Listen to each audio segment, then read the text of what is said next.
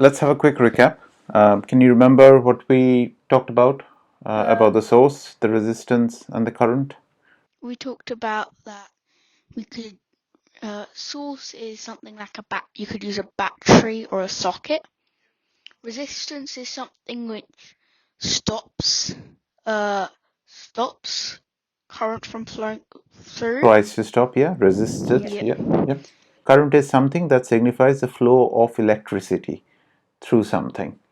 And the current signifies how much electricity is flowing through it. So in a circuit, for example, we figured out we can work out the current given the voltage and the resistance, and which is given by Ohm's law. correct, Ohm's law. And we worked out a few examples of Ohm's law as well.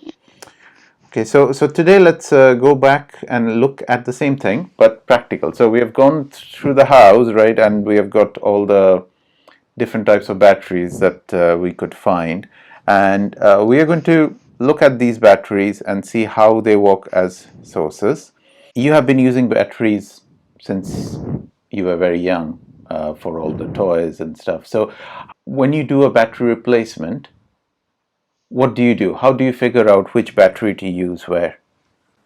I just go to the place where I know the battery stay, and I just try and look for the same as the one that was previously.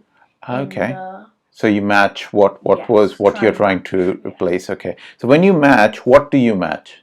The colors, or what are you matching? not always colours, but Not always colors. The size. size. Yeah, Okay, the usually size is important. Okay. So the batteries provide what we learned. Batteries provide a voltage, right? So how do we detect voltage? Can we naturally do that? Can we see voltage? Can we feel voltage? Can we taste voltage? No, we can't see, feel, nor taste voltage. Mm-hmm. But we could use a multimeter to detect. Oh, so you know multimeter, right? Okay, all right, okay. We can actually feel voltage because our body is a resistor as well. Very high resistance, but we have a resistance as well. The voltage is high enough, it passes a current through our body, and you would feel it as an electric shock. Painful. Yes. So, yeah, depending on the voltage and the current, as we saw, the voltage and currents are tied together. So we would feel a electric shock depending on the current that's flowing. Now, obviously, it's not just current. To get the current to a particular value, given the resistance of our body, the voltage needs to be at a particular level as well. Right? Do not think of current and voltage as separate. One is an effect of another. It's like you and your shadow. So we can feel voltage, but we cannot feel a voltage this low. These are normal non-rechargeable batteries. The voltage is given here on the battery itself. It says 1.5. Can you see? Let's show it to the camera as well. And then the type of battery is the size of battery, which is an AA. So this is a AA cell, and it provides 1.5 volts. Okay, let's look at this one. This one is also size is AA, yeah. But where is the voltage? Can you see the voltage? There. Correct, 1.2 volts. So one is 1.5 and the other is 1.2. Okay, so slight difference between the two of them. So at these low voltages, because our body resistance is pretty high, there is negligible current flowing through our fingers for this. So we can't detect that. So we can feel voltage, we can actually taste voltage. Did you know this? No. Let's look at this battery, right? So this is also pretty low. This is a 3 volt. This is a button cell. Different parts of our bodies are sensitive to electricity in different ways. If something is wet, when you have just come out of a shower or a bath, the resistance of your body is lower. So if you get an electric shock, a lower voltage would pass the same amount of current through you as a higher voltage. So you can get stronger shock if you're completely wet. Our tongue is always wet. So you would feel an electric shock much stronger on your tongue for a high voltage, correct? But for these low voltages, which you feel no electric shock, so if you touch the two ends, try touching the two ends of this battery. Do you feel anything? No. At all? No. But there's a very tiny little current going through your fingers. It's negligible, but on your tongue you can detect it. So again, hold the top and bottom of this button cell. You feel anything? No. No. Now, if you touch this, open wide, touch this with the top of your lip and bend your tongue to touch the bottom of, you will not feel a shock, but you will feel the taste of electricity. Ah. Feel it? It's not shocking you. How does it taste? It tastes quite sharp. Sharp, a sour taste, right? That's the taste of electricity. So we can taste electricity, right? So the same thing can happen with these batteries as well. It's too big for your mouth, right?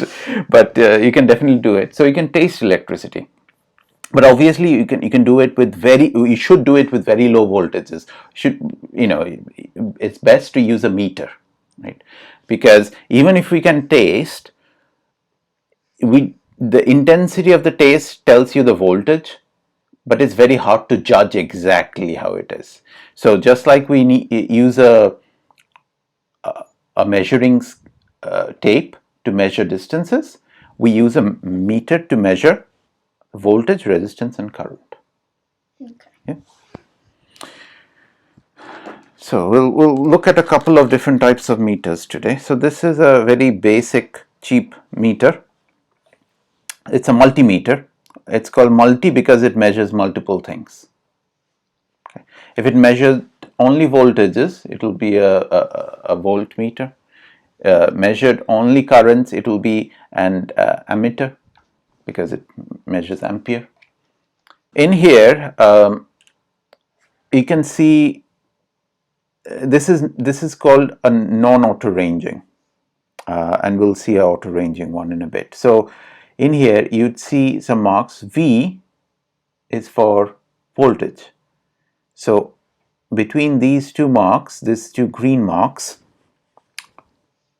from this green mark to this green mark, all of these are voltage measurement modes. So if the arrow points to one of these, the meter would be measuring voltage.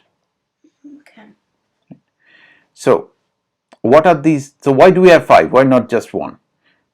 The reason being that these meters, in an effort to stay cheap, they do not range automatically, which means that if you want to measure low voltages, this can measure from millivolts, small m for milli, to 1000 volts, a kilovolt. That's quite a large range. So say for example, a difference of 1 volt over 1000 volts, when you talk of it as a percentage, it's very low. A difference of 1 volts when you're talking about millivolts is make or break. So the precision of this varies. So when you're at 1000 volt range, if I go over there, you see it's showing 3 digits, so it will show only whole numbers. Okay. I go to 200, it shows 1 place after decimal. Go to 20, 2 places after decimal, and so on and so forth. Here it's basically all of these are millivolts already, so this is already 1000, so 0.001 of a volt. Okay. The next section between this green line and this green line is to measure not ohms. Ohms, correct. Ohms, which is resistance. And the same thing over here. This can measure ohms from very low, single ohms, to kilo ohms, tens of kilo ohms, hundreds of kilo ohms, millions or mega ohms.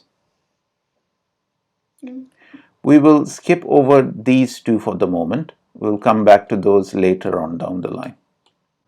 And then we'll go over to the section between these two green lines. This symbol is for Amperes, correct. That's for current.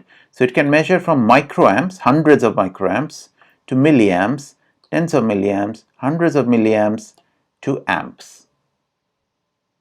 Right? And this section between this two is again V. So what's the difference between this V and this V? The symbol behind it is different. This V stands for an AC voltage. We just covered AC voltage a very little bit towards the beginning of the previous one. So we will ignore that for the moment as well. We know our DC voltage is here in this section. Okay, so we will today cover the DC voltage section, the resistance section, and the current section. And again, behind the current you can also see this measures DC current.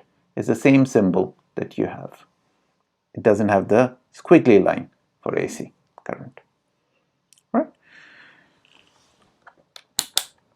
So let's start with the different types of batteries that we have.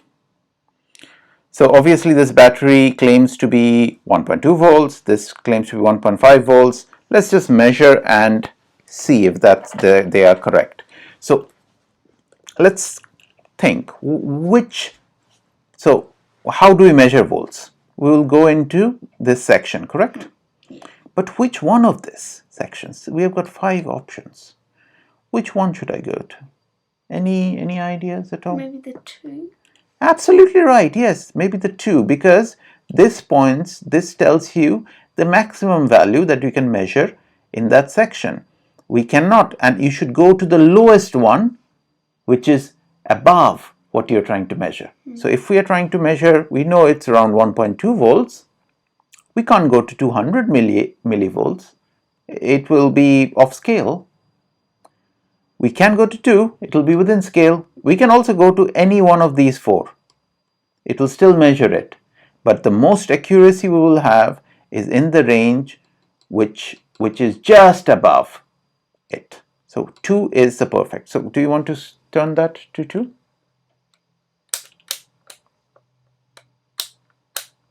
Okay, let's put it here. How would it be able to show the number 2 itself? Oh, let's see. That's a good question. So red stands for positive. We did not talk about. So one more thing, it's about the LEDs of the measurement. So these are the measurement LEDs. You can change these. Red stands for positive in DC generally. So we will put that. So we are trying to measure volts. So V is here. So we will put that in here like that. And this is the ground or the negative terminal, which is in black in DC, which will go into the common terminal. It will go in there. So the negative always goes in there. That's why it's called common. Okay. The positive goes there. It will go over here if we are trying to measure in the 10 amps. Only for this one, the 10 amps DC current measurement. Then we will put this here. For everything else, it will be here on this meter. Okay. All right, so let's see. So this goes to negative. You know which side is negative and which side is positive? That says negative, that side positive. And how do you know that? It's the sign saying negative and positive. Correct. That is right. So we'll touch this here and touch the positive on the other side and see what comes out. 1 point. Oh, it moves the whole minus sign away. So you get 1.4. Correct. 1.40 something. But hold on a sec. This battery said 1.2. Didn't it? Did. Okay, interesting. All right, we'll come to the next one. Oh, maybe they didn't. Later. Okay. So let's measure this one. 1.6. 1.6.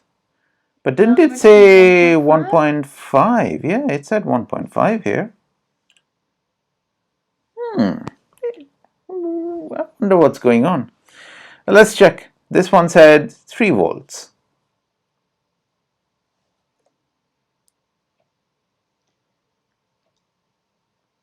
1. So when you see this sign, it means that it is out of the range that has been selected. We forgot to change that. So do you want to change it to where It's can we measure? 20, Yeah, the sure. highest one. That's absolutely correct. 3.04, close enough. Okay, this is good. Oh, look, a tiny one. What about this? This says 1.5. Yeah.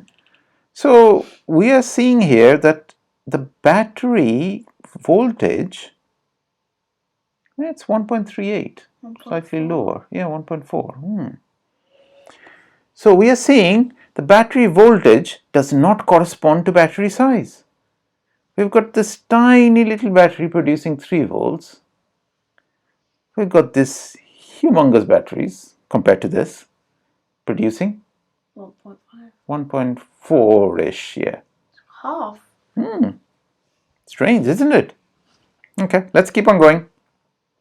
This is a rechargeable AAA. The size for this is AAA, right? So what volts does this produce? It's 1.31. How much was it meant to be? It was meant to be 1.2. Not so higher. Okay. And the last one here. This is a LiPe4 battery, and says it should produce 3.2. Lots. Oh, compared to the other batteries. Okay, produces around 3.3. Around. Yeah, around close. Higher. Okay, and this one is a big one. This is called an 18650 cell. This is a lithium ion cell. Let's see how much it produces.